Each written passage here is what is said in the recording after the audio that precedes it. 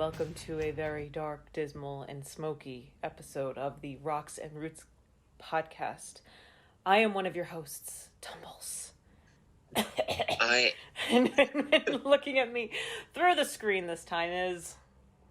Cranky, and Dante's first level of hell has opened up here in the Northeast.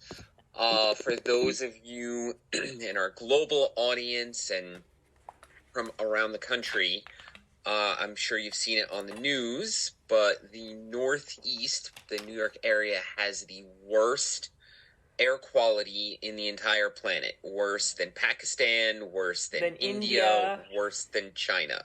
We win. I'm so tired of winning. We're number one. It's bad, folks. I mean, visibility is about 1.5 miles.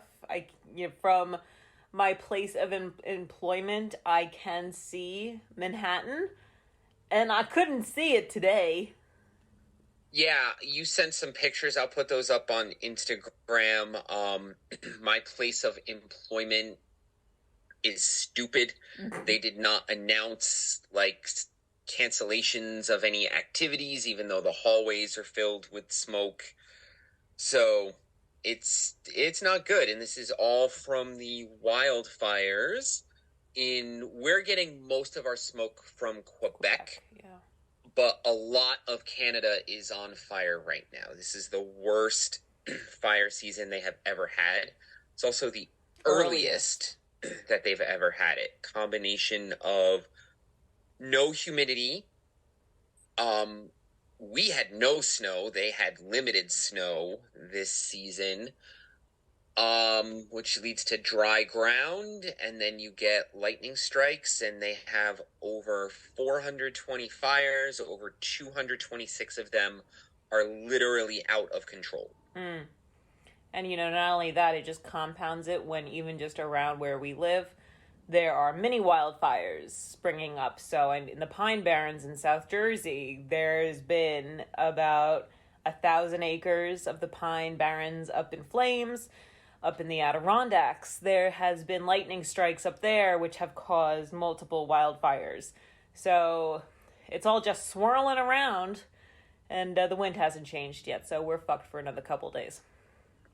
Yep. The town next to my town's place of employment had a brush fire, and that's a fairly suburban area, just outside of a city, so it's not just the wilderness. The ground is so dry that anywhere with brush there's a high fire risk. Yeah, absolutely. I hate closing windows this time of year. It bothers me to have a closed door right now and closed windows. But you have to, otherwise you're not going to be able to breathe. Yeah. And the weather the last 4 weeks has been so gorgeous. Mm-hmm. And if we had rain during that time, this would not be as bad. No. So, but N95 masks work. They're uncomfortable. I was just driving around in one. I know you said you had one on. I actually used Mrs. Cranky's N95 mask to go driving around. So, kids, they work. Just not with COVID. Correct. They were designed for particulate matter on construction sites. Yep. Like smoke. That's exactly what they were designed for, so they work in this instance.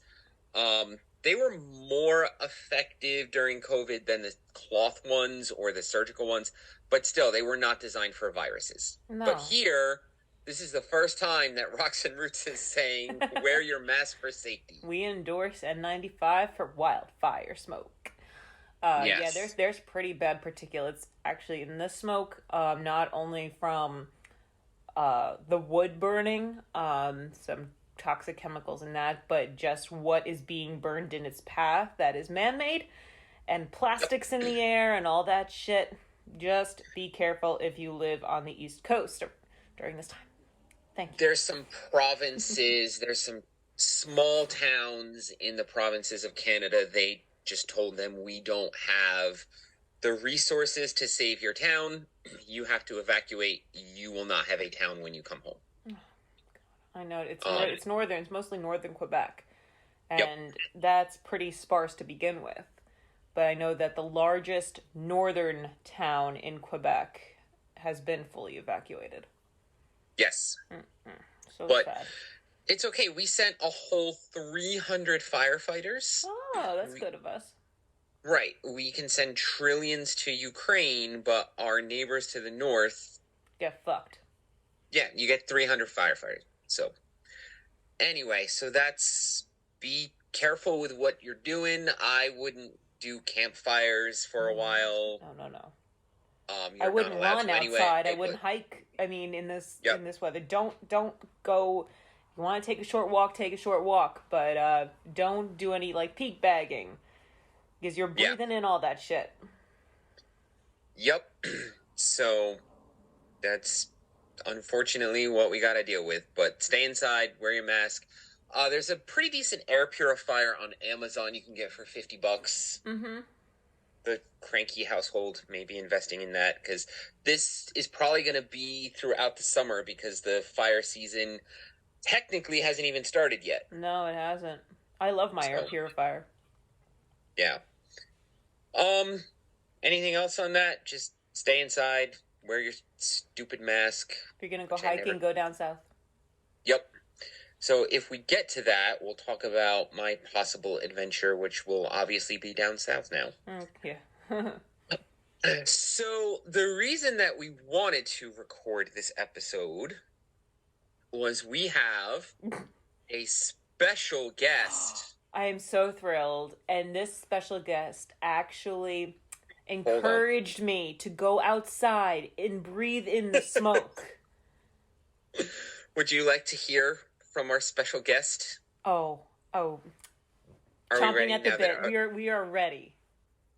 Hi, it's me, Patagonia, a real-life homosexual. And today I'm here with the North Face. We are here to invite you to come out in nature with us. Wow, this is nice. We like to call this little tour the Summer of Pride. This tour has everything.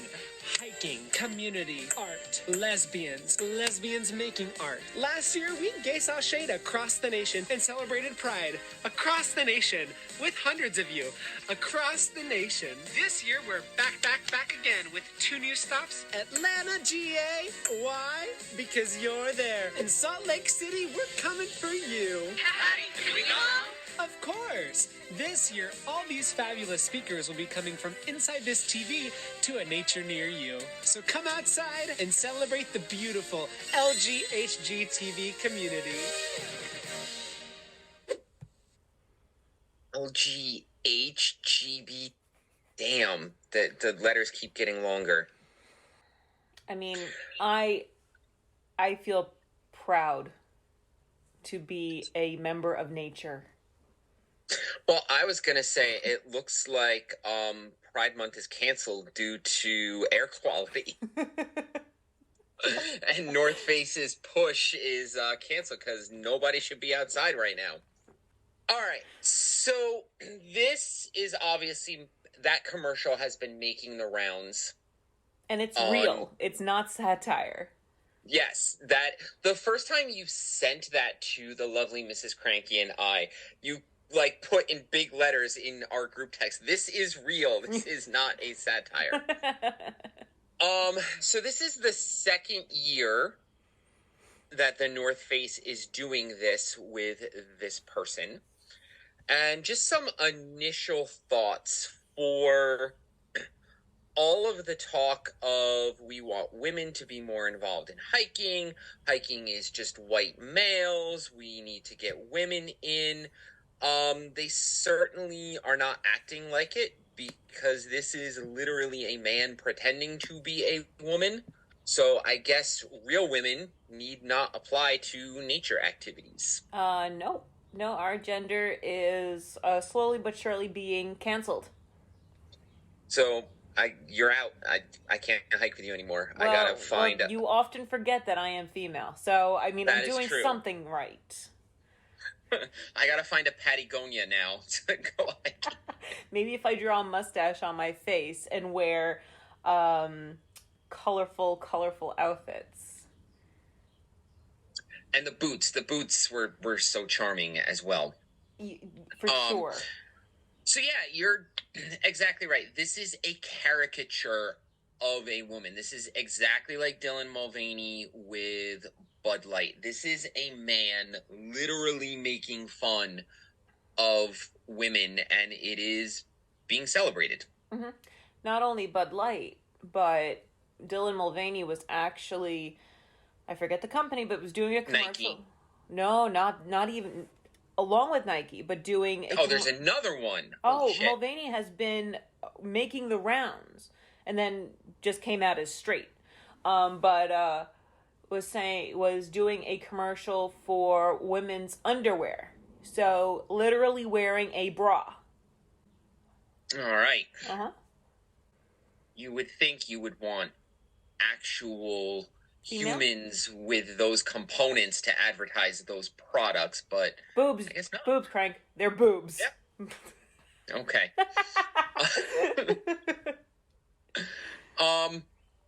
Yeah, just within the North Face commercial, the double entendre is hyper sexualized. So this is as we're all aware, the North Face is not just worn by hikers or people doing outdoor sports.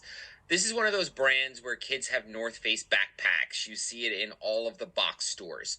So it's not like this is a niche. It's not like Hyperlight is doing this. Right. And like, okay, they're targeting, they're advertising to a very specific community, a very small amount of people. No, this is pushing. This is a big company that has a lot of different types of audiences. Yes. So they're trying to push this onto it's being normalized and pushed onto a wide segment of the population. Right. Like the general population, and in particular children. Like how many kids have North Face backpacks? Jackets. Yeah. So okay. So North Face gear generally is mostly, in reality, worn by men or women who are into outdoor sports. So they're not even advertising to who actually buys their products. They are pushing an agenda, which we will get into why they're doing this and why they're not advertising to their customer base in a little bit. But not only that, I mean, a lot of these companies are also teams. So you have North Face team, you have Salomon team, you have Red Bull team, and you have these athletes, particularly women athletes, seeing this, just like the young lady that we listened to a few weeks ago, the swimmer. Yeah, Mrs. Cranky, Brittany Garner, right? No, that's the basketball Riley player. Gaines. Yes. Riley Gaines, yes. So you have that, and I'm curious what these women have to say who are on these specific teams and being sponsored by, I mean, that's why they stay, because they're being sponsored by these companies, but still. Yeah.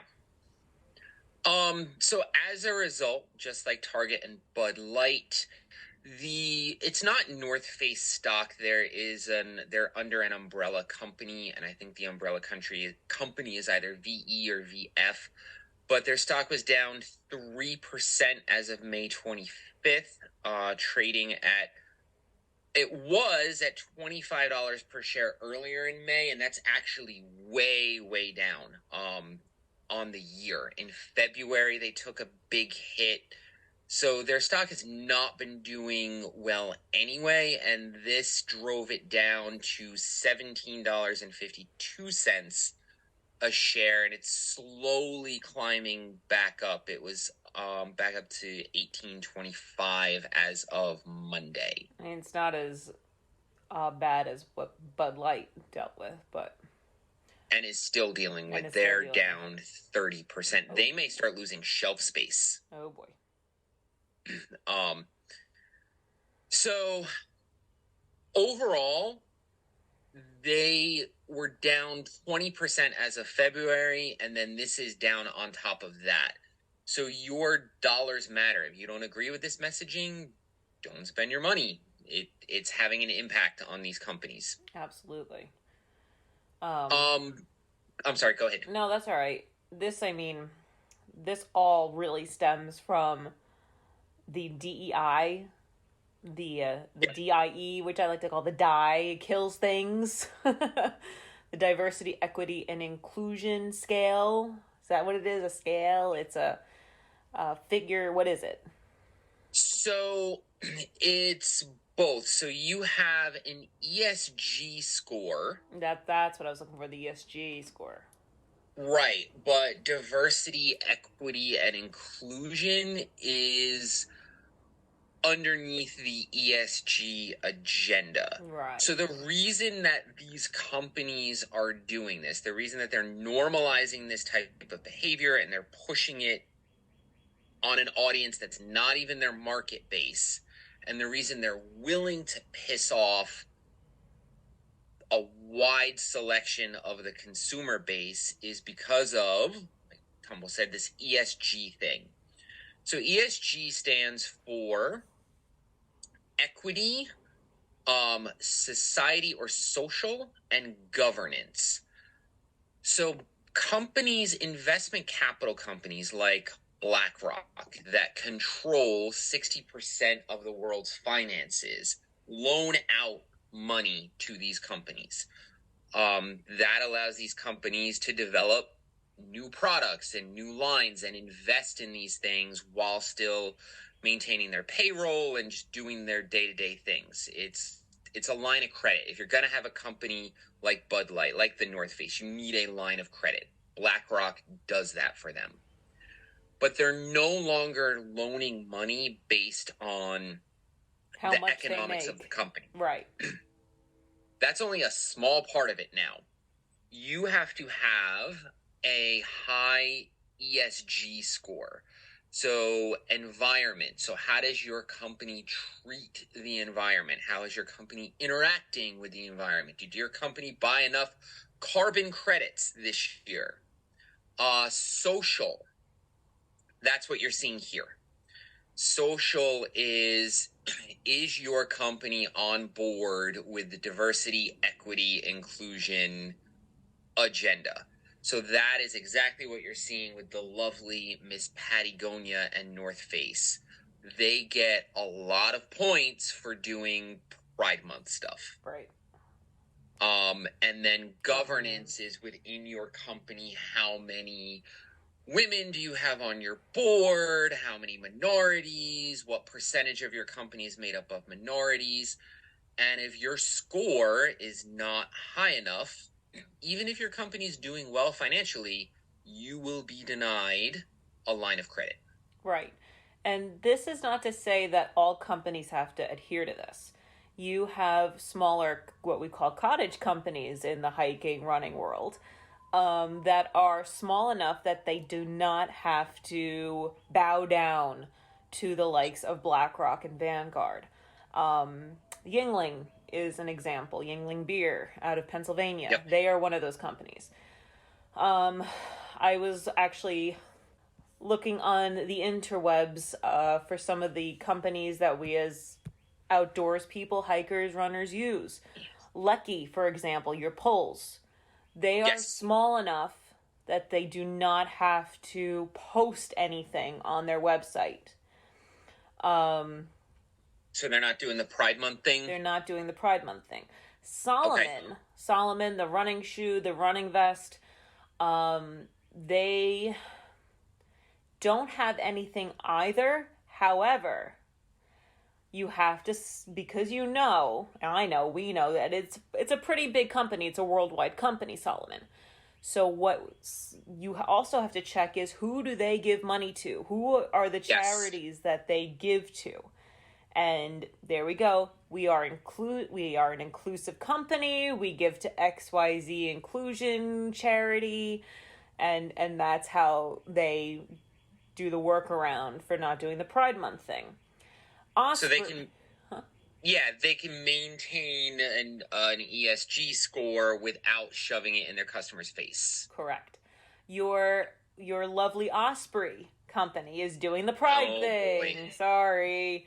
Am I going to have to paint my backpack rainbows now? They do have a rainbow backpack if you would like to get one. Oh my god, let me look up this rainbow backpack. Look on osprey.com. It's on the main page. If you swipe left, there's a few banners there. Our Daylight shows its pride to celebrate our partners at the Venture Out Project, another partner that these people donate to. Osprey is donating $5 for every Daylight, trademarked, Pride pack sold, up to $20,000 to help fund their invaluable programming.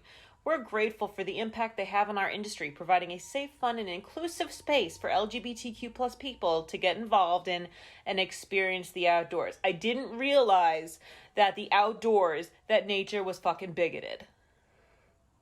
Yep, and I am on Osprey, the other trend that they have, and this doesn't bother me as much, but it is part of this. So if you go to Osprey. There it is. The site fully loaded. There found you it? go, Mr. Cranky. Yeah, I was also, thinking, there's a way to do this for these companies without being obnoxious. Kind of you're going back to the Patagonia thing and going back to kind of Dylan Mulvaney. You're telling me that Nike couldn't find a real trans athlete on both sides, let's say a female that became a male and a male became, you tell me you can't find one single real athlete to model some of your items. You can't find one small creator that would get such a boost.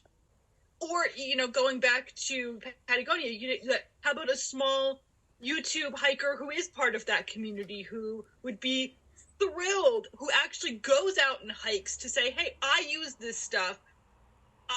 This is, but there's a way to do it without being so offensive and like a mockery, not only of women, but of the hiking community, of the outdoors community. Going back to that kind of Dylan Mulvaney Bud Light thing, part of her ad was sports. I don't know what they are. Duh. Excuse me. What they think yes, of women. Him. What a woman is, and women don't know sports. It's the Malibu Stacey Simpsons reference, if you know what I'm talking about.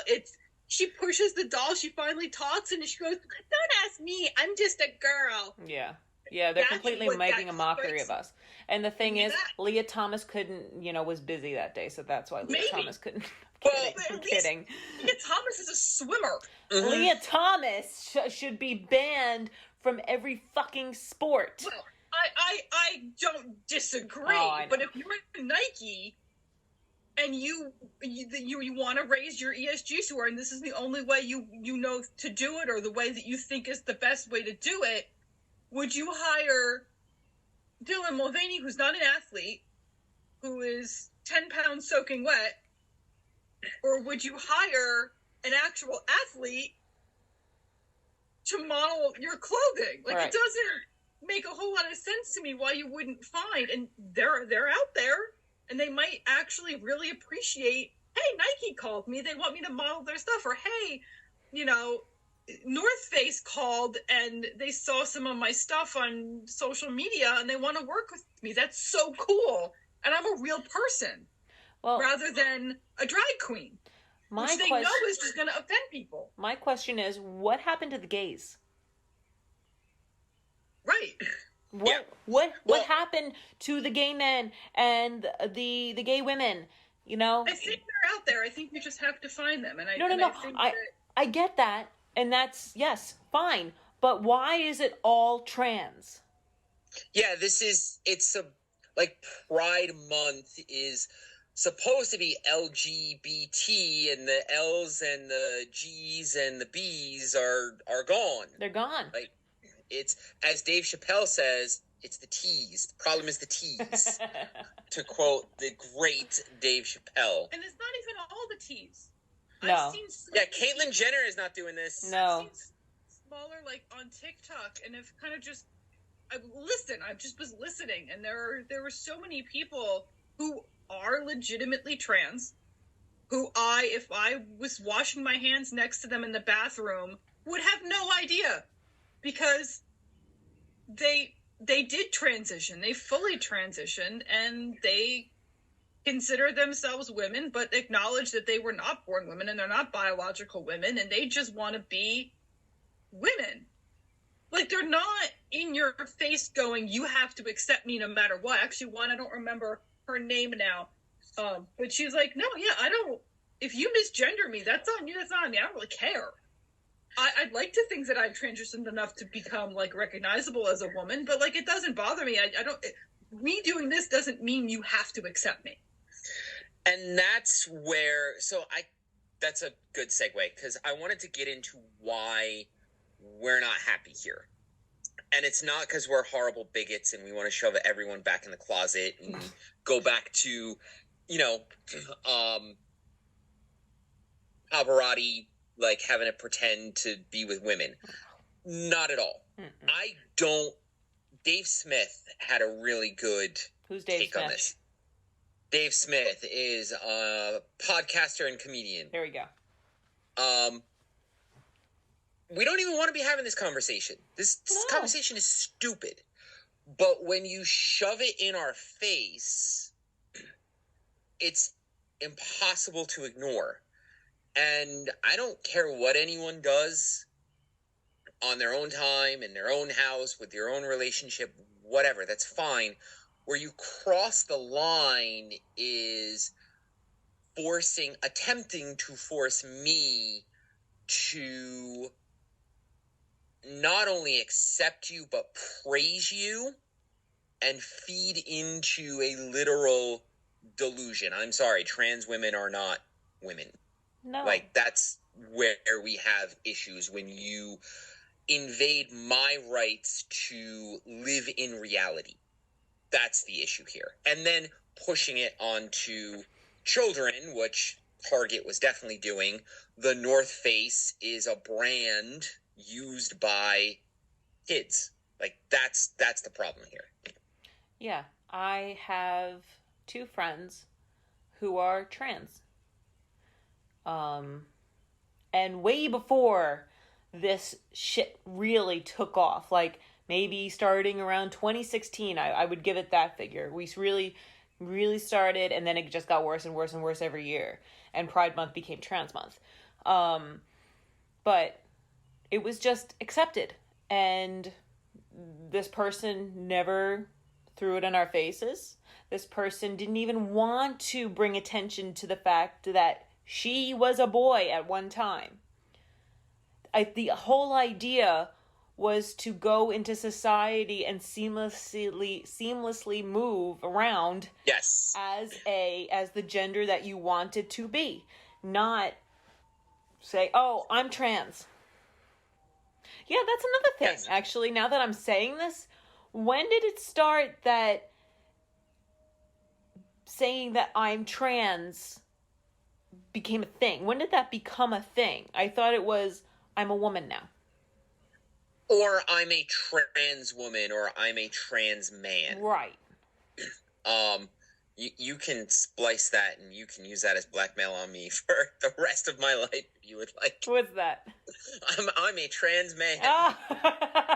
That's going to be my ringtone for you. So, it became a thing when...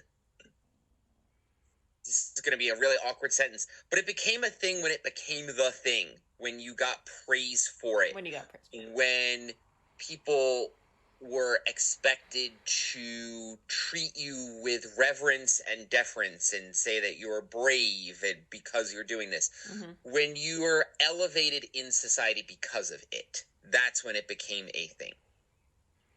This whole solidarity, I stand with you. And it started with the race thing. And then it just bled. That's what I want to touch on. So, like, why does Vanguard, why does BlackRock care? Why do they have this ESG score that they're holding over these companies' heads? And I believe that it's part of the postmodernist movement. Postmodernist came out of France. It really started in the 20s, but really the latest iteration came out of France in the 70s. And it's a supplement of communism. Like, postmodernists believe their whole thing is there's no reality. Reality is whatever you want it to believe. So, like a piece of literature, you can interpret it infinite different ways, as we have done many times on trail and driving to and from trail. So because of that, postmodernists said, because you can interpret it in infinite number of ways, there is no reality to it. There is no right way to interpret it, which is not true at all, because there are ways to interpret literature that are meaningful and beneficial to you, and then there are ways to interpret literature that are not. Like, right. If you read the Bible and your interpretation of the Bible is, I need to strap on a suicide vest and go be a terrorist, that's not a useful interpretation of that piece of literature. No. So... And the thing is, a lot of these companies, these big global companies that you or I may have never heard of, like BlackRock and Vanguard, to me, it's just become like a bigger picture thing in the last few months, for at least me. They're all part of the World Economic Forum. Yes. And they're all part of this. People may say it's a conspiracy. It's kind of not at this point. This new world order... It's not a conspiracy. It's pretty in your face. It's in your face. And it's like a secret. It was a secretly emerging, like, totalitarian world government. It's here, friends. It has happened. This secretive power elite that most of them are with the World Economic Forum with a globalist agenda. This is where we're at. And what happened was the way that this ties into the postmodernist is they realized that communism wasn't working. Communism as a thing in the West was dead as of the 1970s. Because the West, we like having cars, we like having refrigerators, and the West built a lifestyle where in America on Sundays you sit in your house and you got your truck outside and you have your NFL, and no one who has that lifestyle is interested in revolution.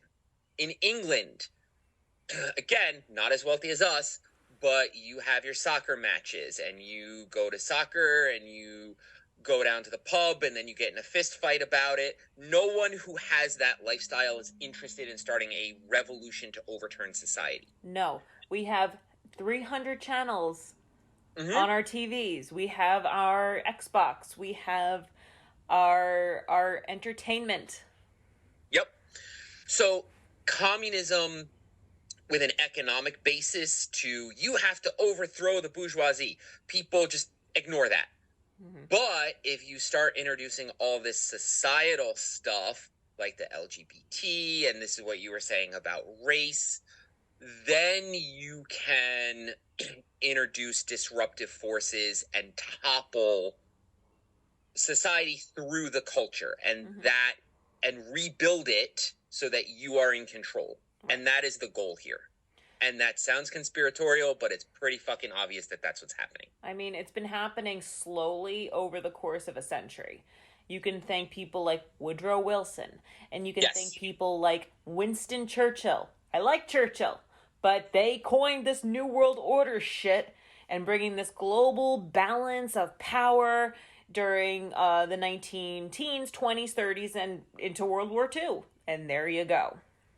And post-World War II. Oh, for sure. So now these people are in charge of the money. And they control behavior through the money. And you don't have to take our word for it. You just can... research. Just look it up. Well, I have a link in here. If you go to our document, I have a link from the director of BlackRock explaining this exactly, if you would like to play that. You don't even have to research. We did this shit for you. Where am I looking? Hold on. Is it the Twitter? Yep. Okay. Stand by. Larry Fink. So he's the director. What position does he hold with BlackRock? He's a CEO. Okay. Well, behaviors are going to have to change, and this is one thing we're asking companies. You have to force behaviors, and at BlackRock we are forcing behaviors. Well, behaviors are going to. Yep, there it is. There you go.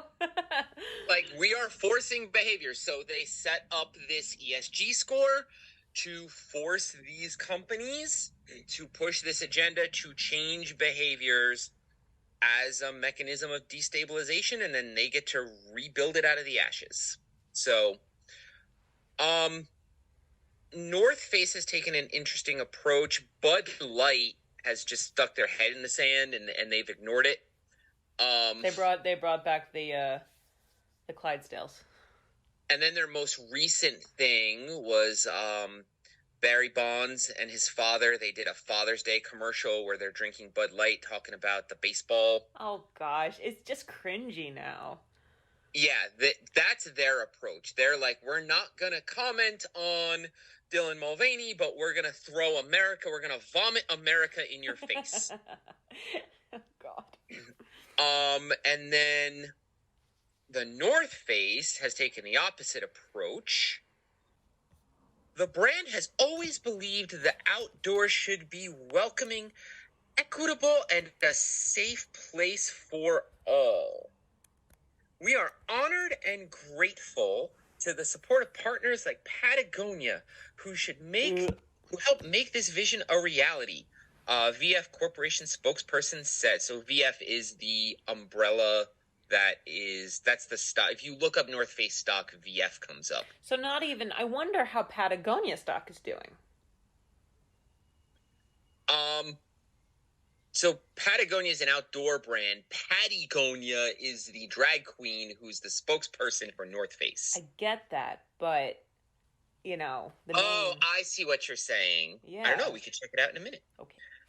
The Summer of Pride series, now in its second year, has helped foster a more accessible and welcoming environment for individuals from all not you, because they get men to dress up as a parody of you and go out on the trail, of all backgrounds to gather and experience the joy of the outdoors. So their approach is, we are doubling down. If you don't like it, you're a bigot. Yeah. First you killed grandma, now you're a bigot. No, yes. First you killed grandma, then you were a racist, and now you're a bigot. Yup. Okay. You are transphobic. Put it on the CV. So let me look. Patagonia stock 0.0111 What? is what it closed at today. Oh. That, hold on. Wait. That might be, that says Patagonia Gold. That might not be it. I was like, whoa, wait a minute. That didn't sound right. I mean, Yeah. Even if people were up in arms, that still doesn't sound right. All right, let's try this again. All right. By the way, friends, never give out your private phone number to work colleagues. Never do that. I'm learning that lesson this week as well, Tumbles. Oh. So, Patagonia Apparel must have some parent corporation that I don't know about that we're not going to research live. Because I just keep getting that gold company. Interesting. So, we may revisit that. We may not. Who knows? So, that is what is going on. These massive finance corporations are influencing society and changing behaviors through access to the money supply. Great. Yeah. So I will never buy North Face again. I only have one North Face product in this house, and I bought that 5 years ago at this point. So I really don't use them anyway, but now I will definitely not. I mean... And then I'm going to have to rethink what I do with Osprey. I know. But, on the other hand, and I've said this to you, you almost feel for the company a little bit, because they are stuck between a rock and a hard place. Yeah, like Anheuser-Busch is completely screwed because they have no customers, but they can't come out and completely ignore this ESG because then they have no line of credit. So yeah, you're right. It's kind of like the mafia. Yeah. The trans mafia. Oh. That works. So, and do you have anything else on this? Well, I looked at Merrill. Merrill is definitely in it. REI, I mean... Oh, yes. REI, absolutely. like, pukes that every single day. Doesn't even matter if it's June or not. Gossamer Gear, they are big enough because I've seen, like, we're inclusive. So, there's your buzzword. Yep. But that's all the ones that I looked up, just out of curiosity. Okay. All right. So other things that are happening. Planes are falling out of the sky along the Appalachian Trail. They just pick a target, go down? Yes. So did you hear about this? No. Okay. So no survivors found at Virginia plane crash site after U.S. fighter jets attempted to intercept its unresponsive pilot. Okay. So the way this started was Sunday. There were sonic booms heard in Washington, D.C., and everyone freaked the fuck out.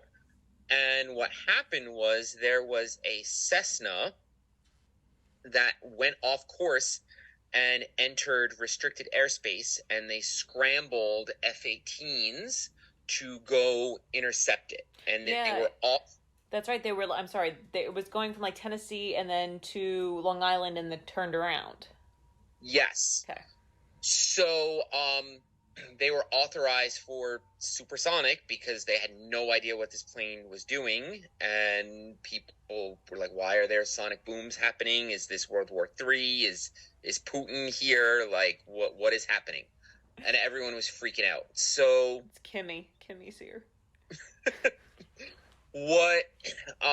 And then the plane crashed near Staunton along the Blue Ridge Parkway. Oh shit! Parallel to the Appalachian Trail. Holy shit! That's what's the gap there? Rock? Is that Rock? Rockfish. Yeah, that's Rockfish Gap. This is parallel. This is in the woods, right? But it is close enough where this is a hiking story now. That's great. So, gotta go visit. What happened was, we don't know why, but you're right. The plane was leaving from the south, Tennessee, I think, heading to New York, to Long Island. Yep. And for some reason, everyone on the plane lost consciousness. And when the autopilot reached New York, the plane don't land itself. It just turned around because it had other coordinates in the autopilot. And when it ran out of fuel, it crashed. Needs the black box. Malaysia flight. Always remember. Yes. So we'll get more once they retrieve that. But this was a wealthy family, big Trump donors. And I really feel for them because this is the second child that this family has lost. They lost a daughter scuba diving in the 90s. Oh, shit. Now they lost their second daughter in this freak accident. So we'll blame the Clintons. It's all right. Okay, perfect. Okay. So that is that story, and we just have to find out why everyone on board lost consciousness. Yeah, they went right. They went pretty close to DC. Yes. That's why people were freaking out. Yep. There is a new tick-borne illness this summer. Babesiosis? Baby Cios. Yup. BBC. That's what you get when you watch too much BBC propaganda. BBCosis. All right. The new summer tick-borne disease, Lyme disease, and a new threat, babesiosis, are on the rise after a mild winter. Sorry, the name is so stupid. I know. CDC, the organization we've all grown to love and trust. Warns that causes of babesiosis have significantly increased in the northeastern United States. We have everything wrong. We got can't see outside. We got smoke. We got babesiosis. The disease is often asymptomatic or presents with mild symptoms. Fever, chills, body aches, headache. That sounds very much like the onset of Lyme's, people. It doesn't mean that you're not contagious, so stay inside and 6 feet apart from everybody. Wear your mask to prevent babesiosis. However, some patients may experience more severe symptoms. It can be life-threatening.